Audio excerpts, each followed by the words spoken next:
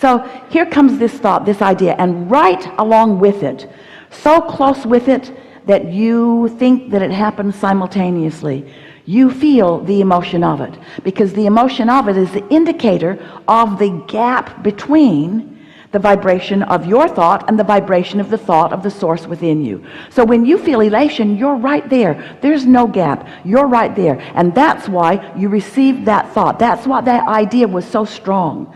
And unless you do something to add resistance to the idea, you could stay on the wavelength of that idea and you could carry it out to its full fruition. And you know that because you've done that on some occasions.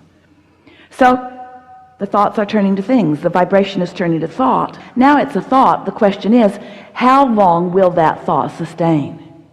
How long will you hold the frequency of this great idea? Well, the answer to that usually lies in how long will it take you to tell somebody else about it who doubts it?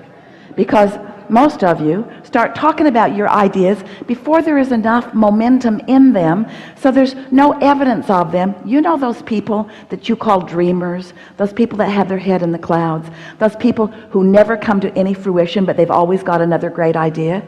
You know why it doesn't come to fruition? You talk them out of it, or others like you, because you're gauging what their current success is going to be based upon what their past success has been. And since you haven't seen that much success in them or in yourself, then this new idea usually gets squashed. Jerry wrote a paper many years ago. He taught it to people in financial business that he was mentoring to try to help them to begin to believe more in their prosperity. And his paper was entitled, "Keep Your Ideas to Yourself Until They Are Fully Developed." Because he knew people were getting ideas and then they'd talk to other people about them before they had vibrational momentum. And it's so easy to talk yourself out of a really good idea before it has any vibrational momentum. And you know why it doesn't have any vibrational momentum? Because you think about it, but then you think about the absence of it. You kill the momentum with the contradictory thought. Well, cut that out. If you would not do that, if you could find some way to believe in your desires, to believe in your ideas longer, to hold the doubt at bay, to replace the doubt with belief. So what does that require? That requires, first of all, knowing what we just told you, knowing that it is a vibrational reality that will come to fruition, but you've got to coax it along. No. It isn't that you've got to coax it along. You're not the energy that makes it happen.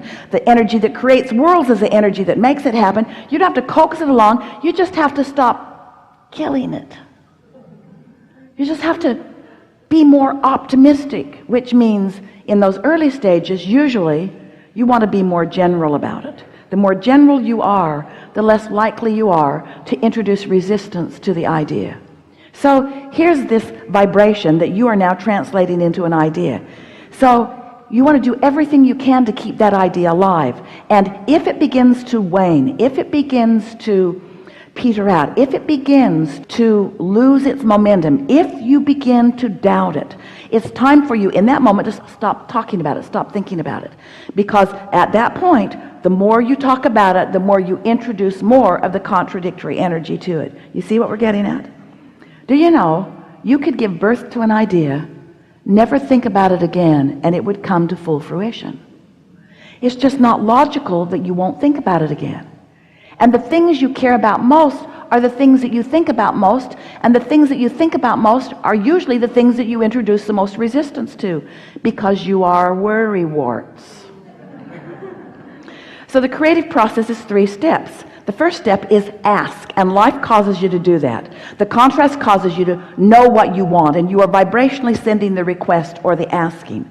Step 2 is source becomes the vibrational equivalent of what you've asked for, lines up with it so powerfully and begins emitting a signal which law of attraction is responding to. Now that's important to know, because as your inner being is offering a signal about all that you have become, the new amended version of you that you added to just recently with this last negative experience that you had that caused you to want something more than you've ever wanted it before, source lines up with that and is emitting a signal. And think about what you know about law of attraction. Law of attraction is responding to that signal. And because law of attraction is responding to that signal, oh, you're going to love this. We've never said this to you before. Because law of attraction is responding to that signal, that's causing a momentum. A path has opened up. Can you get the sense of that? So now, how does the resistance get on that path? Because you're emitting a signal too. You're standing here in the reality that you call life, having your opinions about it, about the same subject that Source has an opinion about, a clear, sure opinion calling you toward it, but you've got an opinion that might not be going with the flow of it. And that's what causes resistance to be upon the path. Because you get to think about things too. You get to think about them. You should think about them. That's how you carved out the desire to begin with. But the moment that you launched the rocket, Source became so on board with that rocket and is calling all cooperative components toward the fulfillment, the culmination, the full manifestation of what you have carved out. The question is, are you a cooperative component? Or are you still doubting? Are you still basing this upon things that you've lived before? So there's that gap, that vibrational variance between who you really are and who you're allowing yourself to be. And understanding that gap, which is evidenced to you by emotion, is the only thing that you ever need to know about the creating of anything, because it is our promise to you. When you launched the rocket, it became a vibrational reality.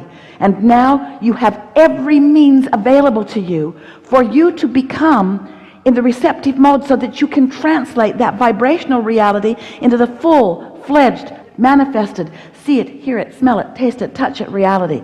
And that, friends, is why you're here in these bodies. Because it is so much fun to decide from your unique and important vantage point what you want. This is what the evolution of all species is about. Life causes you to ask for more. That's what makes us all eternal, you see.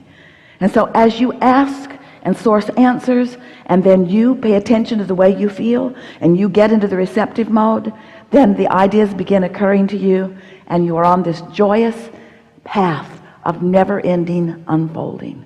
You cannot get it wrong, and you never get it done. And the reason you can't get it wrong is because you never get it done. Doesn't matter where you stand. Where you stand is always causing you to ask for something more. And the fact that you've asked for it means Source has already found it and is calling you toward it.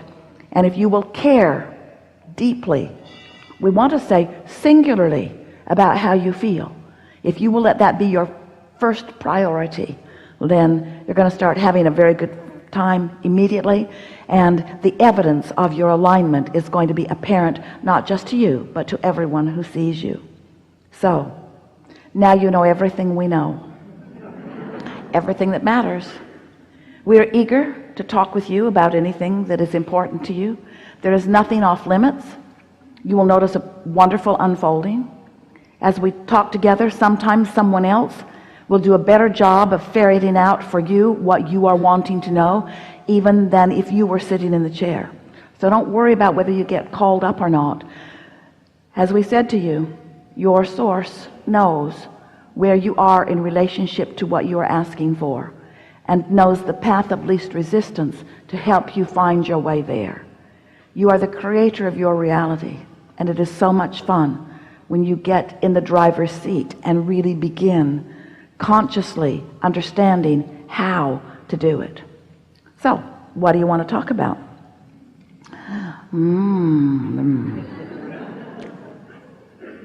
A lot of trouble in this room.